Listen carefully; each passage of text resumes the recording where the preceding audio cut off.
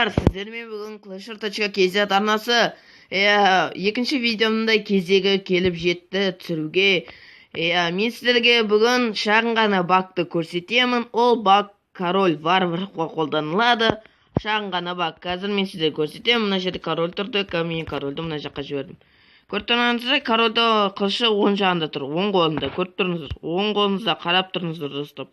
Қазір оң қолында мына жаққа жүргеннен кейін қазір көресіздер. Қылыш оң жағында тұр, сол жағынан пайда болды. Көрдіңіздер ме? Сол жағынан. Міне дұрыстап қараңыздар екінші рет. Міне сол қолында тұр қазір қылышы. Қылышын қарап отырыңыздар қазір. Сол жағында. Сол жағында. Давай. Оң жағынан шықты, көрдіңіздер ме? Бұл Supercell компаниясы Clash of Clans ойыны туралы кеткен шағын ғана қателікте болуы мүмкін. Бұл тек қана мен королімде ғана емес, өзіңіздің короліңізде де дұрыстап байқап көрсеңіздер болады.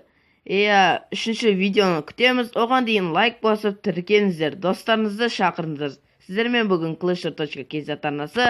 Сау саламат болыңыздар.